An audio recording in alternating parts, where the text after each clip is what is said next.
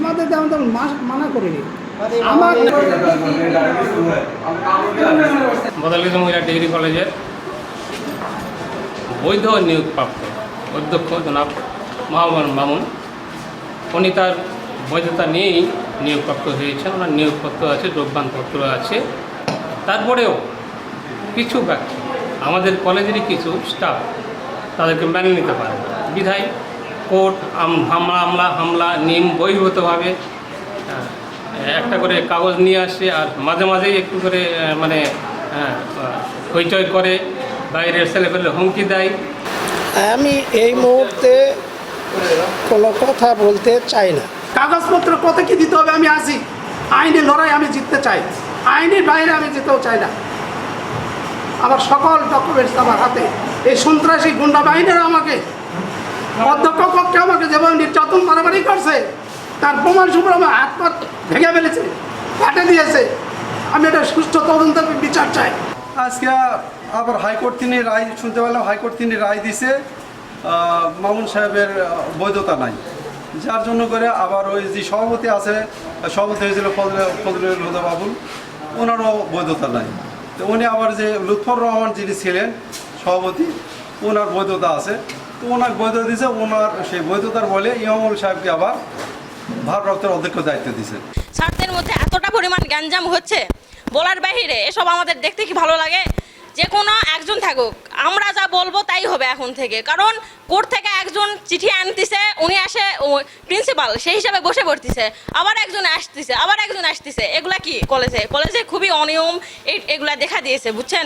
থাকাকালীন সময়ে কমিটির সভাপতি জাতীয় বিশ্ববিদ্যালয় থেকে 4-5বার চিঠি দেয়, কোনো চিঠিকে তোয়াক্কা না করে পরবর্তীতে আমরা আবেদন করলে জাতীয় বিশ্ববিদ্যালয় না, এরকম সভাপতি আমাদের দরকার নাই, এই জন্য সভাপতিকে চেঞ্জকে দিছে।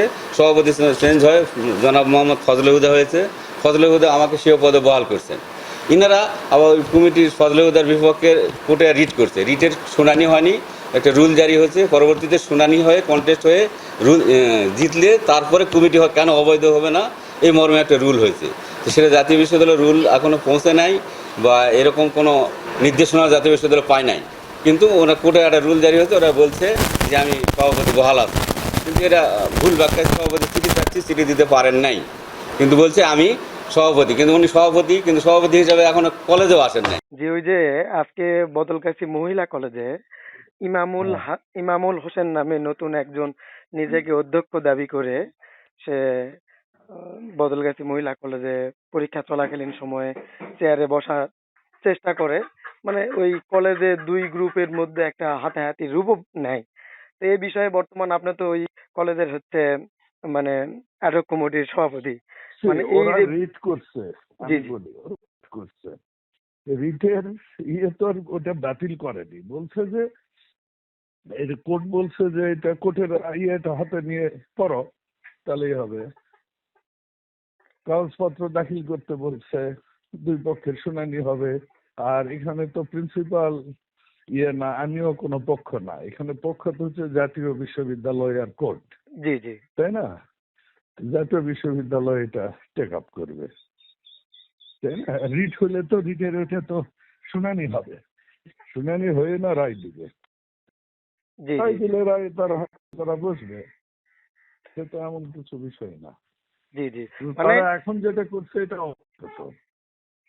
জি জি জি মানে ওরা হচ্ছে ইমামুল হোসেন যা নিজেকে যে অধ্যক্ষ দাবি করতেছে, তাদের পক্ষ থেকে হাইকোর্টে একটা রিট হয়েছে, সেই রিটে মানে দুই পক্ষেরই একটা শুনানি হয়, তো রায় হয়।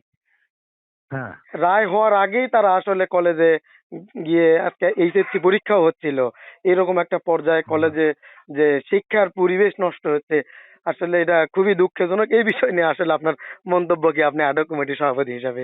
মন্তব্য হচ্ছে যে একটা মানে এখানে প্রথম কথা হচ্ছে যে এই কলেজের অচল অবস্থার জন্য আমাকে আমি তখন গেছি এখানে, এখানে আমি কোনো রাজনীতি ঢুকুক এটা আমি চাই না, ঠিক আছে?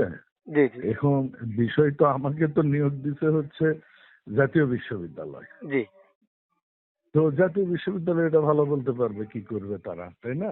জি জি আর এটা তো অবশ্যই তারা তো যদি শিক্ষক হয়ে থাকে তাহলে তো তাদের দ্বারা এসব কাজ হওয়ার কথা না, জি জি।